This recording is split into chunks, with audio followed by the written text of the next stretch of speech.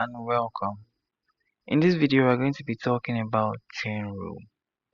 Now chain rule is also known as function of a function.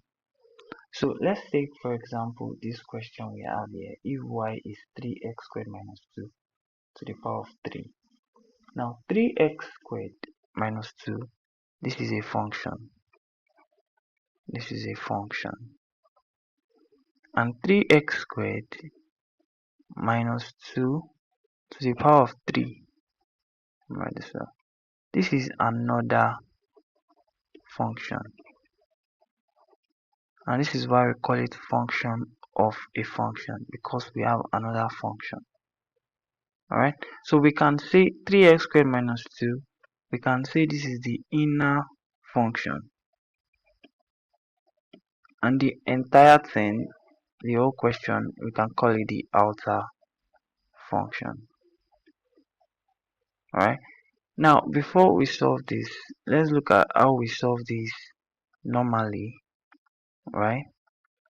Before I talk about a faster way to solve this question. So how we solve this normally, we say we represent the inner function with a variable u. So let u equals to x 3x squared minus 2. Alright, then we differentiate u with respect to x. So du dx is equal to 2 times 3, 6x, then 2 minus 1. Differentiating minus 2 is 0. Right? Then we will now say that y is equal to u raised to power 3. Then this is the outer function, right? Then we differentiate this.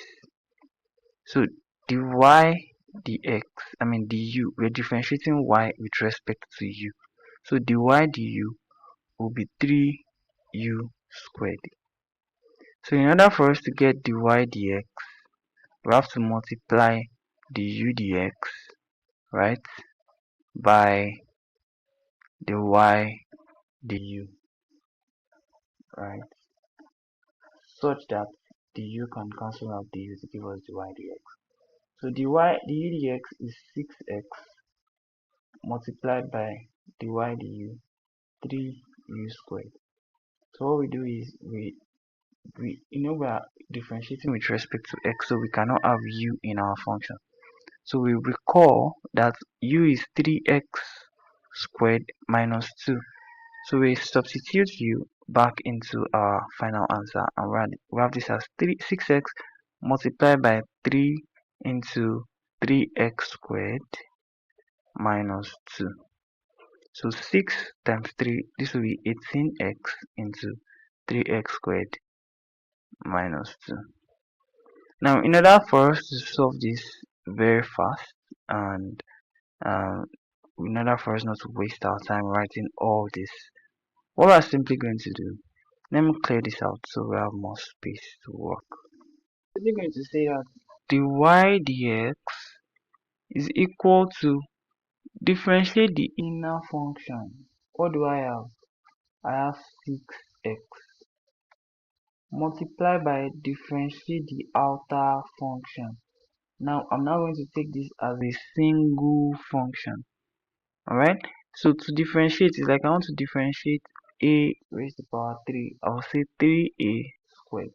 Alright, so that's how I'm going to differentiate this, and this is going to be power times coefficient 3 multiplied by 3x squared minus 2 raised to power 2. Alright, and I'm going to have my answer as 18x into 3x squared minus 2 all squared, which is what I got here. Very simple, right? Differentiate the inner function. I have 6x. Then differentiate the outer function as a single function. Differentiate it like you are differentiating a cubed. Or you can say it this way. Differentiate the inner function 6x, then multiply the power by the coefficient 3, repeat the question, and subtract 1 from the power. Either way. But this is a very, once you understand this, once you solve questions using this method, you will get it, and you'll be able to solve questions very fast. Now let's look at another question to buttress your understanding. If y is equal to 5 divided by 6 minus x squared cubed. Find dy dx. Now I can decide to use quotient rule, but instead of using that, I would rather use chain rule.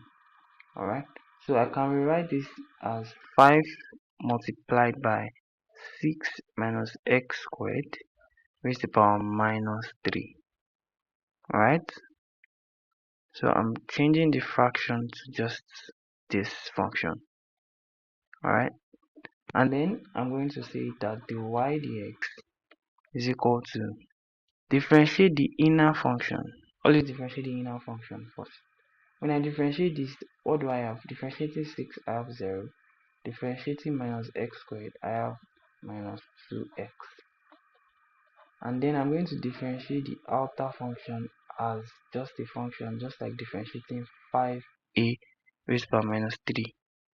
Right? This will be like minus 15a raised to the power minus 4. Right? So that will be exactly what I'm going to do here. So I'm going to have this as 5 times minus 3 minus 15, then 6 minus x squared raised to the power minus 3 minus 1 minus 4. And this is it. So the y dx will be equal to 30x multiplied by 6 minus x squared to the power of minus 4. And this is the final answer. Thank you very much for watching. Don't forget to like, share, subscribe, and leave a comment. Bye.